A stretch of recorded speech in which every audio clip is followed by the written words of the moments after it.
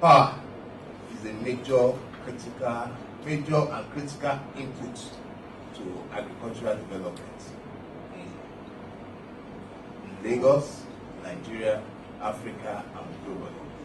I want to focus on 4 sub-sectors or value chains that we have competitive and comparative advantages in Lagos. Starting from aquaculture, poultry, vegetable or seasoned vegetable, rice, and cassava. Take the case of poultry. Before you even get your day-old chicks, you need an hatchery. You cannot produce from your hatchery without electricity. So, where you don't have day-old chick, you cannot have egg, not to talk of chicken that we want. So, imagine we have a stable power supply. That would be a thing. That challenge will be taken over. That is on hatchery. You are all familiar with what happened years back with the Gulf War. The biosecurity level of the poultry value chain was a challenge then. Yes, with innovation, technology, we are moving forward, but that will further be reduced. The mortality rate of birds will be reduced if we have a steady power supply. So, that is for poultry. If I even want to go further to broiler, that is chicken. Ordinarily, without any influence of electricity or anything, you raise your day-old chick for 7 weeks before you get good size of chicken, table size. But with innovation, we have seen that in a closed system, automated system, what would ordinarily take you 7 weeks to raise will be reduced to 4.5 weeks.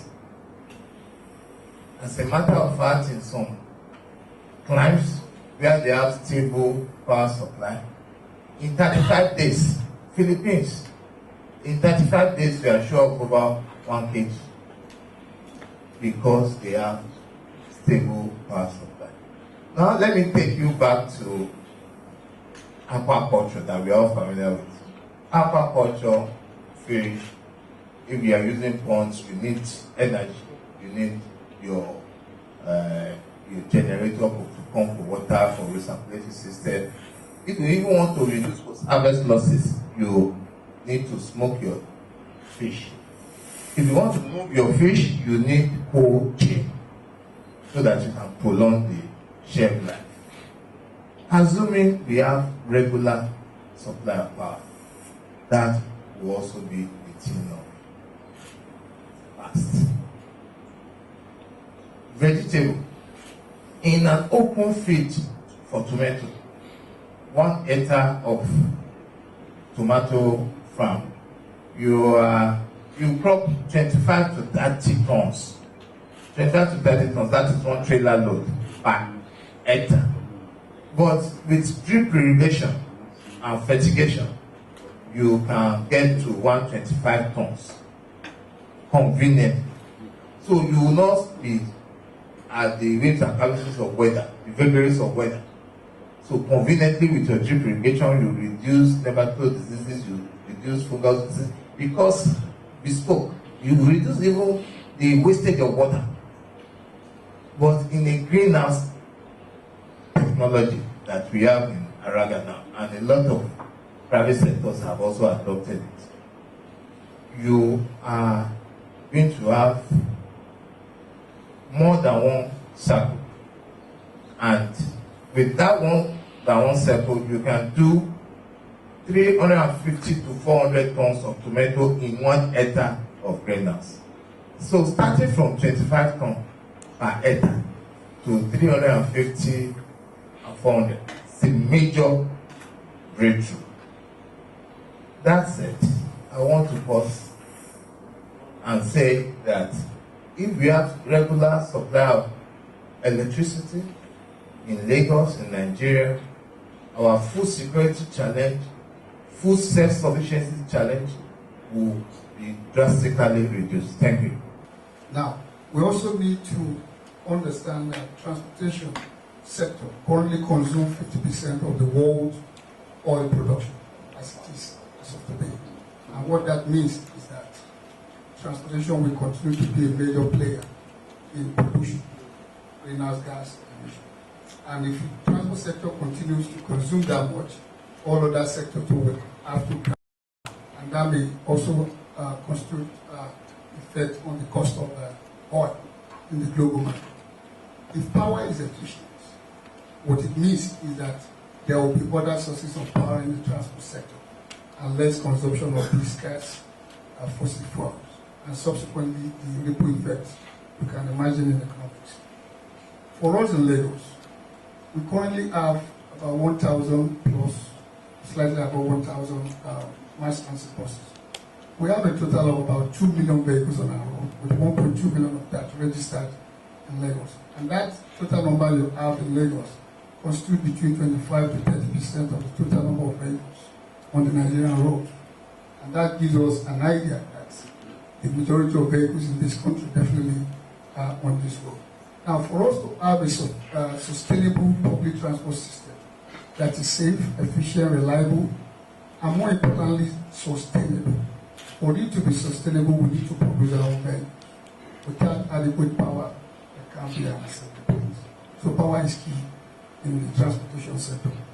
For the transport sector to be sustainable, it must be well integrated. And to power the integration, we need power. If we still have the kind of situation where power can go off, and then you need to go back to fossil fuels to back up your energy and then contribute to the global challenge of greenhouse gas effects, then we can't have a sustainable integration.